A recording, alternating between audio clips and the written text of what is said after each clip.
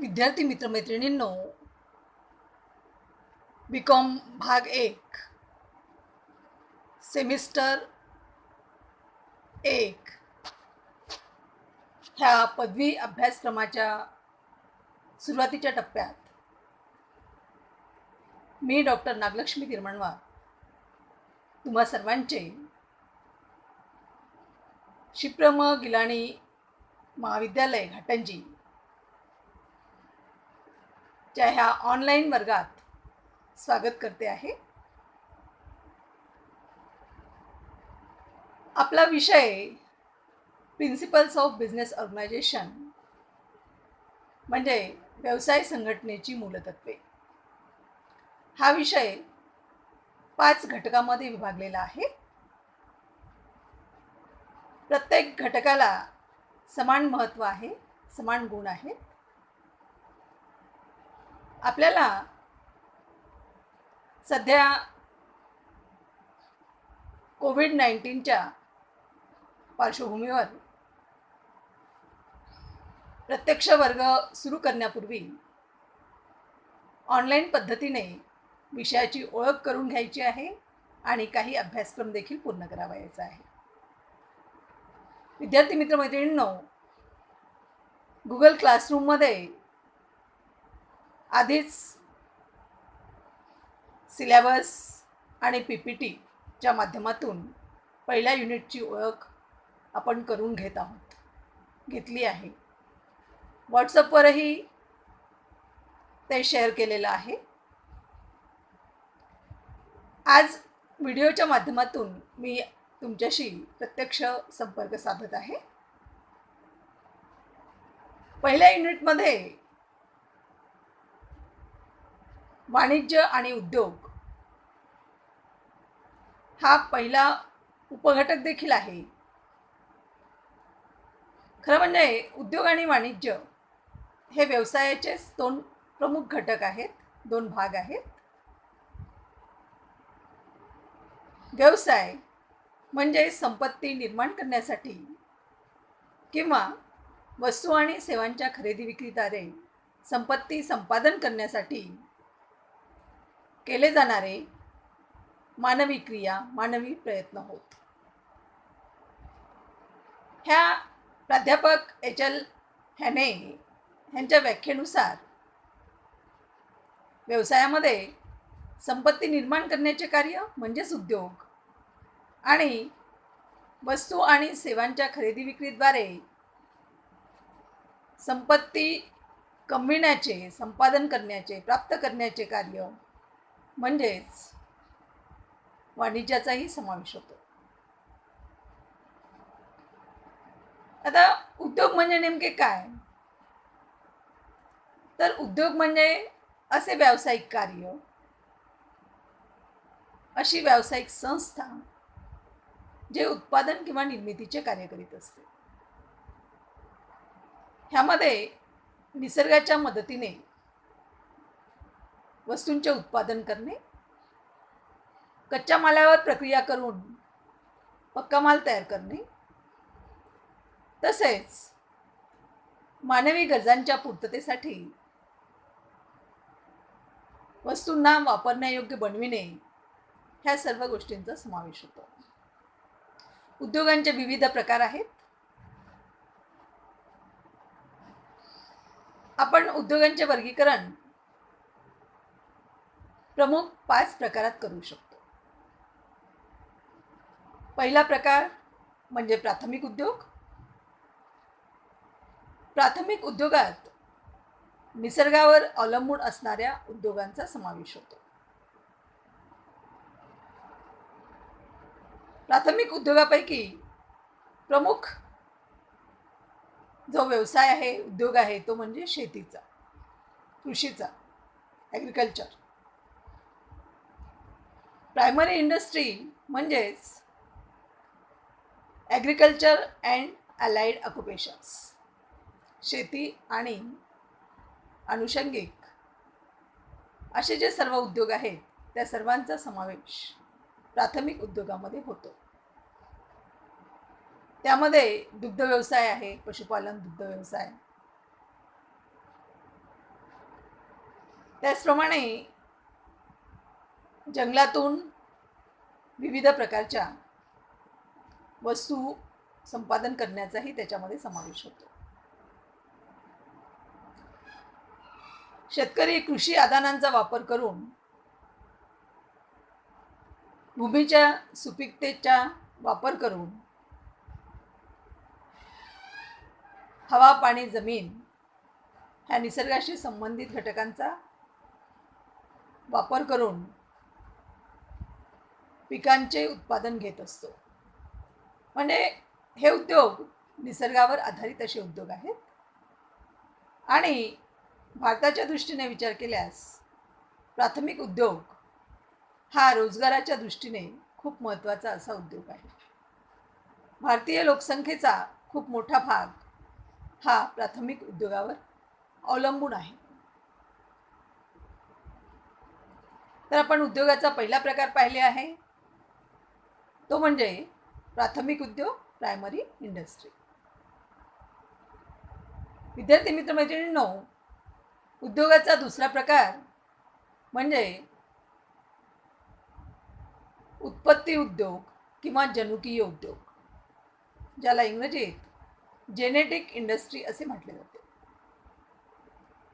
आता genetic industry आणि primary industry ह्याच्यात थोडासा फरक आहे. खरं म्हणजे उत्पत्ती उद्योग ह्यामध्ये शेती आणि पशुपालनाशी निगडित काही गोष्टी केल्या जातात, पण त्या वेगळ्या पद्धतीने केल्या जातात. जसे रोपांची, पशूंची, पक्ष्यांची, माशांची मोठ्या प्रमाणात जेव्हा पैदास केली जाते, उत्पत्ती केली जाते, तेव्हा त्यास जनुकीय उद्योग किंवा उत्पत्ती उद्योग असे म्हटले जाते. ह्यामध्ये रोपवाटिका, मत्स्य संवर्धन, कुक्कुटपालन, मधुमक्षिका पालन अशा उद्योगांचा समावेश होतो.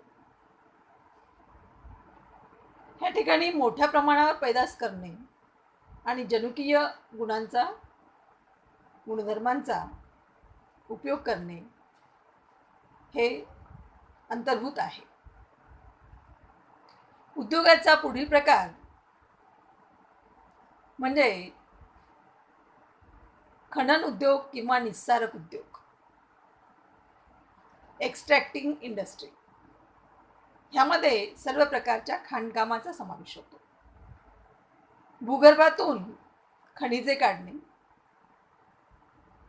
दगडी कोळसा काढणे, पेट्रोलियम पदार्थ काढणे ह्यासाठी खाणकाम केले जाते. आणि हे खाणीचे जे उद्योग आहेत ते सर्व लोह खनिजाचं असेल, कुठल्याही धातू खनिजाचं असेल, दगडी कोळशाच्या खाणी असतील. आपल्याकडे वणी, चंद्रपूर परिसरात मोठ्या प्रमाणावर दगडी कोळशाच्या खाणी आहेत. तर WCL, वेस्टर्न कोल लिमिटेड ही कंपनी आपल्याला माहीत आहे. तर हा उद्योग कशामध्ये येईल? मग निस्सारक उद्योग. त्याचप्रमाणे भूगर्भातून पेट्रोलियम पदार्थ काढणे, नैसर्गिक वायू काढणे हे उद्योग देखील खाण उद्योगमध्ये म्हणजेच निष्कर्षक उद्योगामध्ये मोडतात. उद्योगाचा महत्त्वाचा चौथा प्रकार म्हणजे निर्माणी उद्योग किंवा उत्पादक उद्योग. ह्यामध्ये सर्व प्रकारचे कारखाने ज्यामध्ये कच्च्या मालावर प्रक्रिया करून पक्का माल तयार केला जातो, त्या सर्व कारखान्यांचा समावेश होतो. जसं ऊसावर प्रक्रिया करून साखरेची निर्मिती केली जाते. कापसापासून विविध प्रक्रिया केल्यानंतर कापड निर्मिती केली जाते. विविध प्रकारचा कच्चा माल करून चा वापर करून सिमेंट तयार केलं जातं. अशा विविध उद्योगांचा, कारखान्यांचा समावेश हा उत्पादक किंवा निर्माणी उद्योगामध्ये होतो. ह्यामध्ये 2 महत्त्वाचे प्रकार आहेत. ते म्हणजे पृथक्करणात्मक उद्योग आणि संयोगात्मक उद्योग. आता निर्माणी उद्योग म्हणजेच मॅन्युफॅक्चरिंग इंडस्ट्री हे ॲनालिटिकल असू शकतात, म्हणजे विविध घटक वेगळे करणे, किंवा संयोगात्मक असू शकतात. ह्यामध्ये 2 किंवा पेक्षा अधिक घटकांचं संयोगीकरण करून माल तयार केला जातो. आता तुमच्या लक्षात आलं असेल की उत्पादक उद्योग किंवा निर्माणी उद्योग म्हणजे सर्व प्रकारचे कारखाने, ज्यांना आपण उद्योग म्हणूनच ओळखतो. आता उद्योगाचा 5वा प्रकार म्हणजे रचनात्मक उद्योग, कन्स्ट्रक्टिव्ह इंडस्ट्री. ह्यामध्ये सर्व प्रकारच्या बांधकाम उद्योगांचा समावेश होतो. मग बांधकाम उद्योग म्हणजे फक्त इमारतींचेच बांधकाम का? नाही. तर ह्यामध्ये इमारतींच्या बांधकामामध्ये उद्योगाचा तर समावेश होतोच, पण त्याचबरोबरच जहाज बांधणी उद्योग, पुलांचं बांधकाम असेल, धरणांचं बांधकाम असेल, ह्या सर्व प्रकारच्या उद्योगांचा समावेश होतो. हे कन्स्ट्रक्टिव्ह इंडस्ट्री आहे. तर इथे आपण एका महत्त्वाच्या भागाची चर्चा केलेली आहे. व्यवसायाचा महत्त्वाचा भाग म्हणजे उद्योग, आणि उद्योगाचे विविध प्रकार आपण पाहिले आहेत. आता व्यवसायाचा दुसरा महत्त्वाचा घटक कोणता आहे बरं? बरोबर आहे, वाणिज्य, कॉमर्स. आता वाणिज्य म्हणजे नेमकं काय? तर वाणिज्य म्हणजे व्यापार आणि व्यापारपूरक सेवा. तर व्यापार म्हणजे काय? तर वस्तू आणि सेवांचा क्रय विक्रय, खरेदी विक्री, विनिमय म्हणजे व्यापार. आणि ह्या व्यापारासाठी सहाय्यक ठरणाऱ्या अनुषंगिक अशा ज्या सर्व सेवा आहेत, जसे वाहतूक आहे, साठवणूक आहे, विमा आहे, अधिकोषण आहे, सल्लागार सेवा आहे, अभिकर्त्यांच्या सेवा आहे, ह्या सर्व सेवा, व्यापारासोबतच व्यापार सहाय्यक सर्व सेवा, ह्या सर्वांचा समावेश वाणिज्यामध्ये होतो. वाणिज्य म्हणजे व्यापार अधिक व्यापार सहाय्यक सेवा. व्यापाराचं वर्गीकरण आपण देशी व्यापार आणि विदेशी व्यापार अशा 2 प्रमुख प्रकारात करू शकतो. देशी व्यापार हा किरकोळ स्वरूपाचा असू शकतो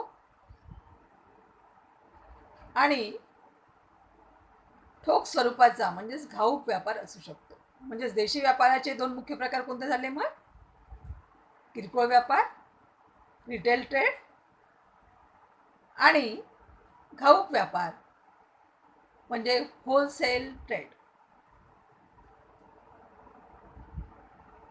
किरकोळ व्यापारात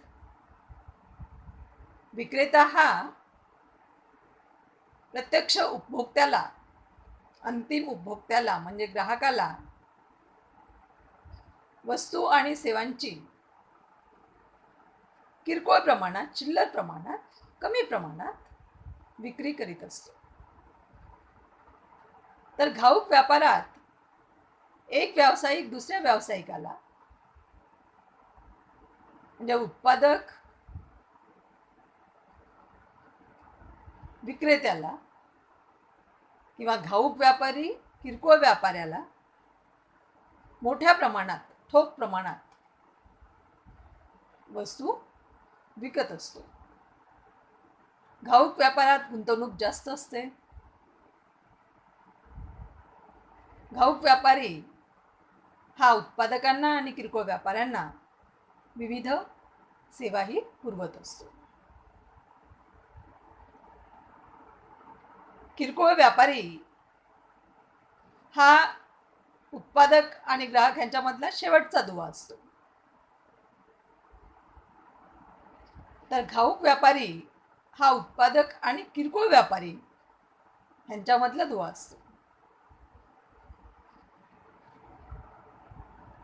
तर देशी व्यापारामध्ये आपण पाहिलेले आहे किरकोळ व्यापार आणि घाऊक व्यापार. आता व्यापाराचा दुसरा प्रकार म्हणजे विदेशी व्यापार, म्हणजेच आंतरराष्ट्रीय व्यापार. जेव्हा 2 किंवा अधिक देशांमध्ये वस्तू व सेवांचे खरेदी विक्रीचे व्यवहार होत असतात. एका देशातील नागरिक, संस्था किंवा सरकार जेव्हा दुसऱ्या देशातील नागरिक, संस्था किंवा सरकारसोबत वस्तू व सेवांच्या खरेदी विक्रीचे व्यवहार करते, तेव्हा त्या व्यापारास आपण विदेशी व्यापार किंवा आंतरराष्ट्रीय व्यापार असे म्हणत असतो. विदेशी व्यापार हा आयात व्यापार असू शकतो, निर्यात व्यापार असू शकतो किंवा पुनर्निर्यात व्यापार देखील असू शकतो. आयात व्यापारात इतर देशातील वस्तू व सेवा खरेदी करून आपल्या देशात आणल्या जातात. त्याला इम्पोर्ट असे म्हणतो आपण. निर्यात व्यापारात आपल्या देशातील वस्तू किंवा सेवांची विक्री ही इतर देशातील नागरिकांना, संस्थांना किंवा सरकारला केली जाते. त्यामुळे आपल्याला परकीय चलन प्राप्त होते निर्यात व्यापारामुळे. आजच्या काळात पुनर्निर्यात व्यापार हा मोठ्या प्रमाणात होतो. म्हणजे एका देशातून वस्तू व सेवांची आयात करायची आणि त्यांची निर्यात इतर देशांना करायची. ह्यामध्ये आयातीचाही समावेश आहे, निर्यातीचाही समावेश आहे. तर अशा पद्धतीने व्यापाराची व्याप्ती आपल्याला पाहता येऊ शकते. आपण आधी सांगितल्याप्रमाणे वाणिज्यात फक्त व्यापार आहे का? नाही. तर व्यापारासोबतच व्यापारपूरक सेवा, व्यापार सहाय्यक सेवा, व्यापार अनुषंगिक सेवा ह्यांचा देखील वाणिज्यात समावेश होतो. म्हणजे वाणिज्याचा दुसरा भाग कोणता मग? व्यापारपूरक सेवा. मग व्यापारपूरक सेवा कोणत्या आहेत? आपल्याला माहित आहे की वाहतुकीशिवाय व्यापार शक्य नाही, वितरणाचे कार्य होऊ शकत नाही. मग ट्रान्सपोर्टेशन, वाहतूक हा महत्त्वाचा व्यापारपूरक सेवा आहे. त्यासोबतच साठवणुकीचे कार्य, गोदाम व्यवस्था हे देखील व्यापारपूरक सेवा आहे.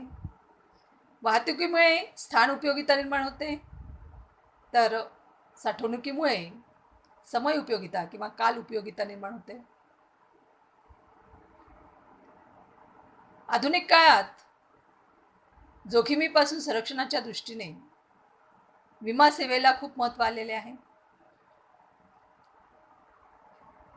तर विमा हे देखील महत्त्वाचे व्यापारपूरक सेवा आहे. त्याचप्रमाणे अधिकोषण, बँकिंग,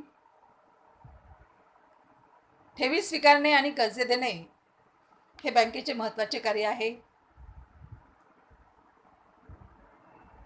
बँकांच्या माध्यमातून व्यापाऱ्यांना खेळते भांडवल उपलब्ध होत असते.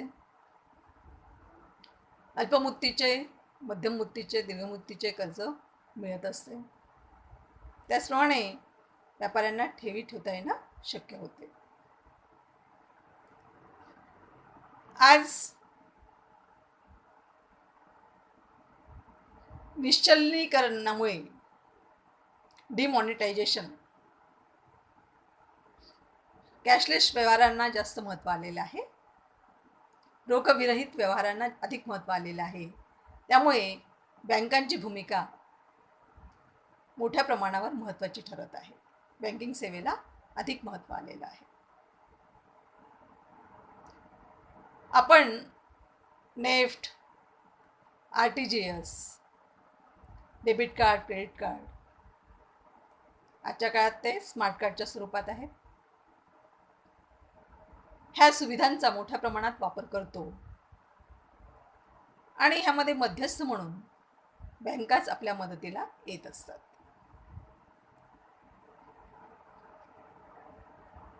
त्यासोबतच अभिकर्त्यांच्या सेवा, एजंटच्या सेवा ह्या देखील महत्त्वाच्या आहेत. अभिकर्ते हे दोन व्यावसायिकांना एकत्र आणण्याचं कार्य करतात. विक्रेते आणि क्रेते म्हणजे व्यापारी आणि ग्राहक ह्यांच्यामध्येही काही मोबदला घेऊन व्यवहार घडवून आणण्यास मदत करीत असतात. त्यासोबतच सल्लागार सेवा ही खूप महत्त्वाच्या आहेत. कन्सल्टन्सी सर्व्हिसेस ह्यांचा देखील समावेश आपण वाणिज्यामध्ये करीत असतो. आता तुमच्या लक्षात आलं असेल की उद्योग आणि वाणिज्य हे व्यवसायाचे दोन महत्त्वाचे घटक आहेत. व्यवसाय म्हणजे उद्योग अधिक वाणिज्य. उद्योग म्हणजे असे व्यावसायिक कार्य की ज्यामध्ये निर्मितीचे किंवा उत्पादनाचे कार्य केले जाते. उद्योगांचे वर्गीकरण 5 प्रमुख प्रकारात केले जाते. वाणिज्य म्हणजे व्यापार अधिक व्यापारपूरक सेवा. व्यापार म्हणजे वस्तू आणि सेवांची खरेदी विक्री किंवा विनिमयाचे कार्य. व्यापार हा देशी व्यापार किंवा विदेशी व्यापार असू शकतो. तो घाऊक असू शकतो किंवा किरकोळ व्यापार असू शकतो. तो आयात व्यापार असू शकतो, निर्यात व्यापार असू शकतो किंवा पुनर्निर्यात व्यापार असू शकतो. वाणिज्य हे व्यापारासोबतच व्यापारपूरक सेवांना देखील समाविष्ट करते. व्यापारपूरक सेवा कोणत्या मग? कोणत्या आहेत? वाहतूक, साठवण, विमा, अधिकोषण, अभिकर्त्यांच्या सेवा, सल्लागारांच्या सेवा आणि इतर.